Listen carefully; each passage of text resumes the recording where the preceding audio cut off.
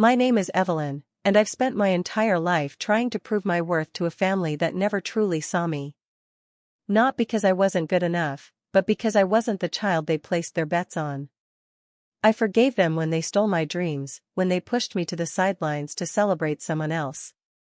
But this time, they've gone too far.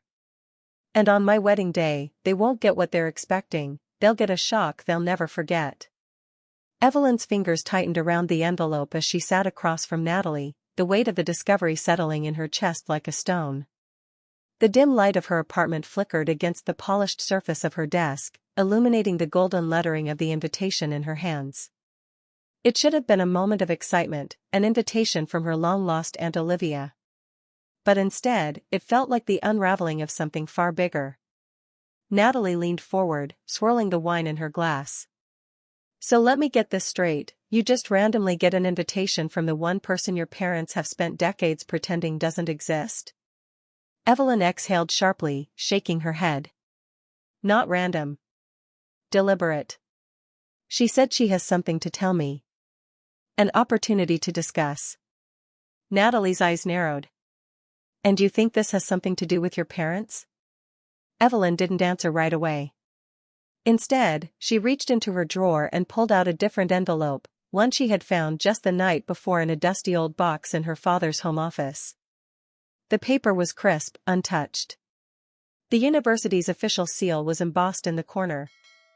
A scholarship letter. I found this, she said, her voice steadier than she felt. From 2015.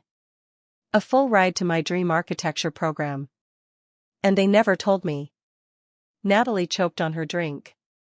You're joking. Evelyn's bitter laugh filled the air. I wish I was.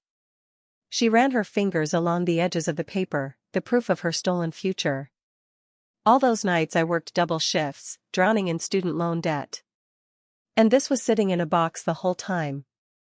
Natalie's expression darkened. Why would they? Because they didn't want me to be an architect, Evelyn interrupted, her grip tightening around the letter. They thought it was a man's career. They wanted me to be a teacher instead, something safe, something predictable. So they let me believe there was no other choice. Silence hung between them, thick with unspoken words. Evelyn felt her heart pounding, a mix of fury and something dangerously close to resolve. And the worst part, she continued, her voice dropping lower. That's not even the biggest betrayal. She pulled up a document on her laptop, a bank statement from that same year. A sudden, unexplained withdrawal of $50,000. Natalie's jaw clenched. No. Oh yes. Evelyn met her gaze, her stomach twisting with the weight of the truth. They didn't just steal my education. They stole my money. My entire college fund. And guess where it went? Natalie shook her head. Jason. Evelyn let out a slow breath. Jason. His international soccer training. The golden child's European dream, funded by my future. A sharp knock at the door interrupted the suffocating silence. Logan stepped inside, his brow furrowed as he took in the scene. Everything okay? Evelyn let out a hollow laugh. Define okay. She gestured to the pile of documents in front of her. Turns out, my parents have been screwing me over for years, and I've just been too blind to see it. Logan crossed the room, sitting beside her. His fingers laced through hers, grounding her in the storm. What do you want to do? Evelyn didn't hesitate. She reached for Olivia's invitation, tracing the raised gold letters one last time before setting it down with finality. I'm going to meet her. She lifted her gaze to Natalie and Logan, her voice clear, unwavering. And then I'm going to take everything back. Before I share what happened next, the moment that left an entire wedding venue in shocked silence, I want to hear from you. Have you ever had to fight for something that was rightfully yours? Let me know in the comments. And if you believe that justice always finds its way, tap that like button, because trust me, this story is far from over. Evelyn's fingers hovered over the folder, her pulse quickening. She didn't reach for it immediately. Instead, she looked up, meeting Olivia's gaze. How do you know about the scholarship? Her voice was steady, but the weight of the question pressed down on her chest. Olivia took a slow sip of her coffee before setting the cup down with a soft clink. Because I was on the selection committee. Evelyn's breath hitched. You. I read your application. I saw your designs. I voted for you. Olivia leaned forward, her eyes sharp. And when the acceptance letter came back unopened, I knew exactly who was responsible. Evelyn felt her stomach twist. The confirmation, spoken aloud, made her betrayal feel even more real, undeniable. Her parents hadn't just ignored her dreams. They had stolen them. Olivia pushed the folder closer. That's why I'm here now. Because I know what it's like to have this family try to erase you. Evelyn finally picked up the folder and flipped it open. Inside were documents, bank statements, and something even more damning, a ledger. A detailed record of every dollar her father had siphoned from her college fund. The number at the bottom made her feel sick. $50,000, she whispered. Olivia nodded. And that's before interest. Evelyn exhaled sharply, gripping the folder like it was the only thing keeping her grounded. So what now? A slow, knowing smile curved on Olivia's lips. Now, you decide how much you're willing to take back. Evelyn sat at her desk, the folder from Olivia still open in front of her, the numbers glaring up at her like a final, undeniable truth. $50,000. Stolen. Her future, sold off for someone else's dream. She closed the folder with a sharp snap and looked up at Logan and Natalie, who sat across from her, watching her carefully. They think they've won, she said, her voice eerily calm. They think I'll smile, let them sit front row at my wedding, and pretend none of this ever happened. Logan leaned forward. So what's the plan? Evelyn tapped her fingers on the folder. I'm going to give them exactly what they want. The perfect, elegant, traditional wedding they always imagined. She exhaled, a slow, steady breath as the pieces fell into place.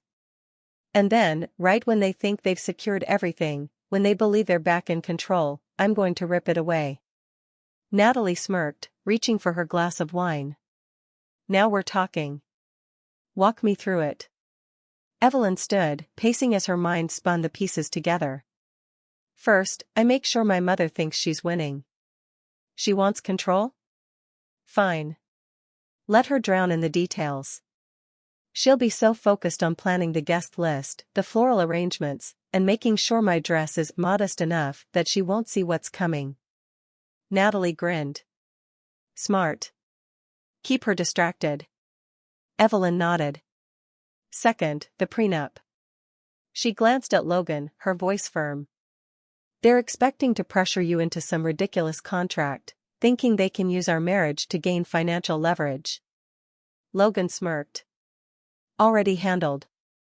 I had my firm draft an airtight agreement protecting everything. The moment they try anything, they'll realize they're legally locked out of my finances, and yours.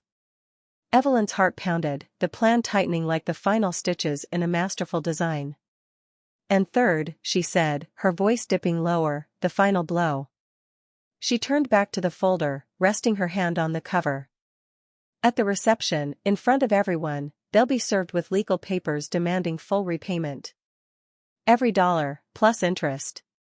And just to make sure there's no escaping it, she reached into her desk, pulling out a second envelope. I've scheduled an official press release. By the time they open that letter, the world will already know what they did. Silence stretched in the room. Then Natalie let out a low whistle. Damn, Evelyn. Logan reached for her hand, squeezing gently. Are you sure you want to go through with this? This isn't just revenge, it's a war. Evelyn looked down at the envelope in her hands, then back at them. The weight of every stolen opportunity, every ignored achievement, every lie and manipulation pressed down on her. She met Logan's gaze, her resolve turning into steel. They started this war, she said. I'm just making sure I finish it. The ceremony was perfect. At least, that's what my mother thought. Diane Carter sat in the front row, beaming with pride, her perfectly manicured fingers resting atop her wedding planning binder. She had spent months curating this moment, ensuring every guest was hand-picked, every floral arrangement was pristine, every tiny detail reflected the Carter family's refined image. But she had no idea what was coming. I stood at the altar beside Logan, my hands steady, my heartbeat even. The grand hall was filled with murmurs of admiration, the soft glow of candlelight casting an ethereal glow over the scene. To anyone watching, this was a fairy tale wedding. But fairy tales have twists. The minister cleared his throat.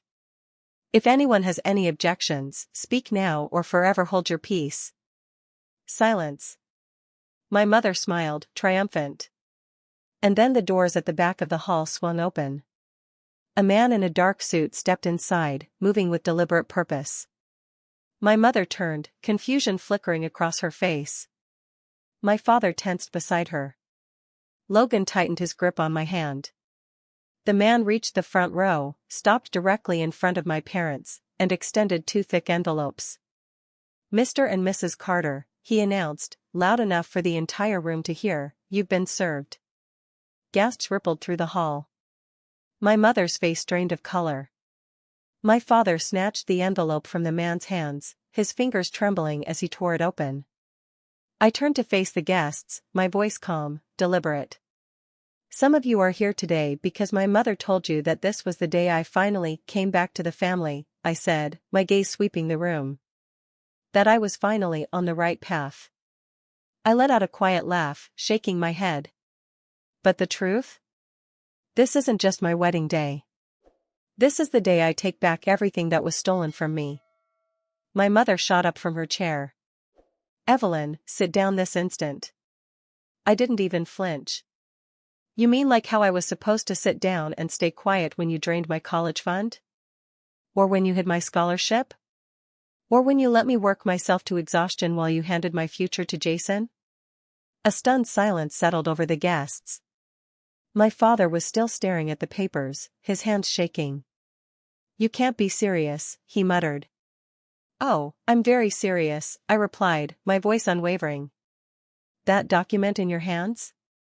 That's a legal demand for repayment of every dollar you stole from me, plus interest." I turned slightly. "And as of 15 minutes ago, that information has been sent to every major news outlet in the state." My mother let out a strangled sound, somewhere between a gasp and a sob. "You don't understand." "No, you don't understand." My voice cut through the air like a blade. "You thought you could control me forever. You thought you could bury the truth. But you forgot something, Mother." I tilted my head slightly, watching her unravel. "You raised me to be relentless." Her breathing was ragged now, her carefully constructed facade crumbling in real time. Jason stood from his seat, looking between us, his face unreadable. "Evelyn," his voice was quiet, cautious. "Did you really have to do this here?" I met his gaze, something unreadable passing between us. Did they really have to do it at all? He didn't answer. He didn't need to. Security appeared at the edge of the hall, ready to escort my parents out. I could see it in my father's eyes, the realization that they had lost. That they had nothing left to bargain with. I turned back to Logan, my hand still in his. He smiled at me, unwavering, unshaken. The minister cleared his throat again, clearly rattled but determined to regain some semblance of control. "Well," he said, shifting nervously, "shall we continue?" I smiled. For the first time in my life, I felt free. "Yes," I said, turning back to Logan. "Let's finish this." The reception hall buzzed with a mix of stunned silence and hushed murmurs. Some guests stared wide-eyed at my parents, their pristine reputation now reduced to nothing more than a scandalous spectacle. Others whispered behind cupped hands, their expressions caught between pity and fascination. My mother sat frozen in her chair, her perfectly planned world collapsing around her. Her carefully curated guest list, her orchestrated vision of control, all of it was gone. Beside her, my father gripped the legal papers so tightly his knuckles turned white. His jaw clenched, his mind clearly racing for an escape route. But there was none. The moment those papers landed in his hands, the game was over. Jason stood off to the side, hands in his pockets, shoulders tense. He wasn't looking at them. He was looking at me. I held his gaze, searching for something, understanding, regret, maybe even guilt. But all I saw was a man caught between the life he'd been handed and the truth he could no longer ignore. He exhaled sharply and walked toward me. "Evelyn," he said, voice low enough that only I could hear. This is going to destroy them." I tilted my head, studying him. "They destroyed themselves." His throat bobbed as he swallowed. "I didn't know about the scholarship," he admitted. "But I knew about the money." My stomach tightened. "And you never thought to ask where it came from?" Jason looked down, shame flickering across his face. "I wanted to believe them. They said you agreed to it. That you wanted to help." I scoffed. "Of course they did." His hands curled into fists. He hesitated. "I should have asked.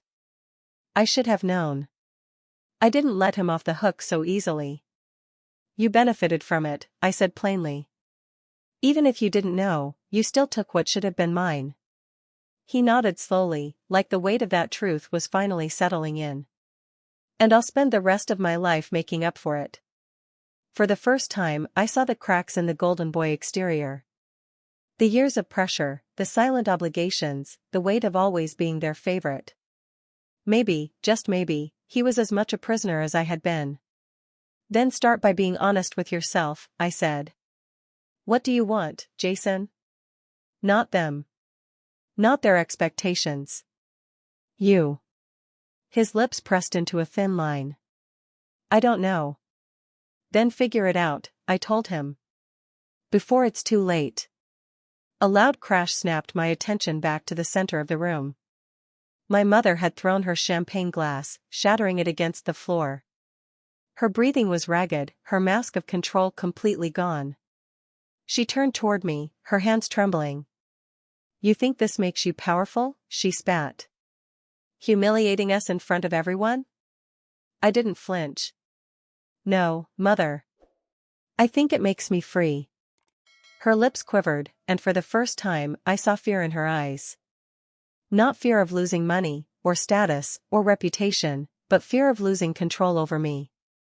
She had spent my entire life molding me into something I never wanted to be.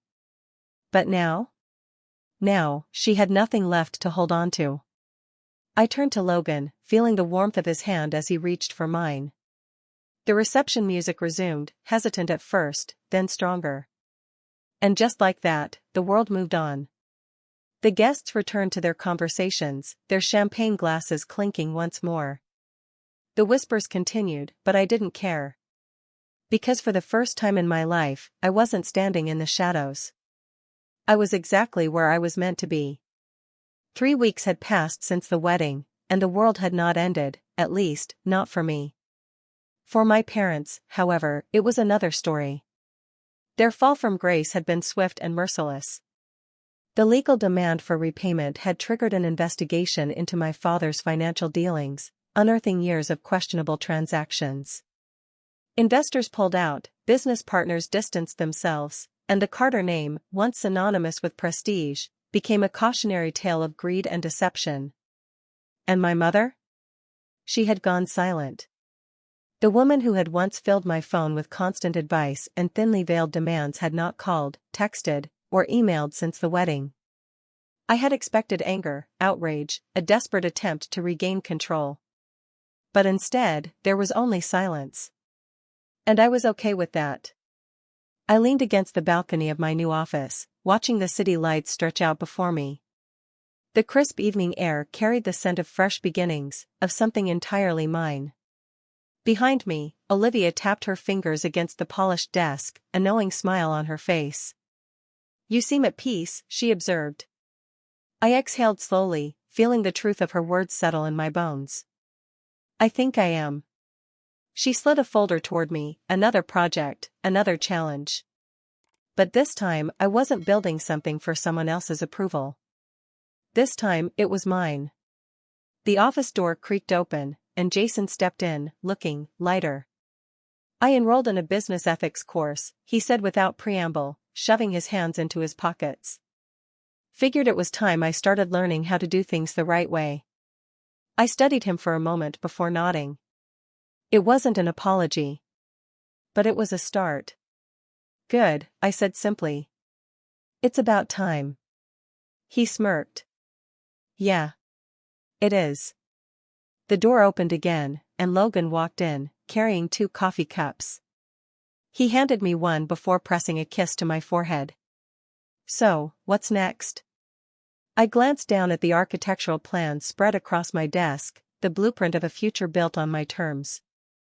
No stolen opportunities. No borrowed dreams. I smiled, taking a sip of my coffee. Whatever I want. At its core, this story is about breaking free from expectations, from manipulation, from the illusion that family loyalty means sacrificing yourself. Evelyn's journey wasn't just about revenge, it was about taking back control, reclaiming what was stolen, and finally choosing her own path. It's a reminder that sometimes, the people who are supposed to love us the most can also be the ones holding us back, and that walking away isn't weakness, it's power. Now, I want to hear from you. Did this story resonate with you? If you loved watching Evelyn's transformation, comment number 2 below. If you think she went too far, comment number 7, I want to know what you think. And if you believe in standing up for yourself, hit that like button and subscribe so you don't miss more stories like this. Because trust me, we're just getting started. Rocket.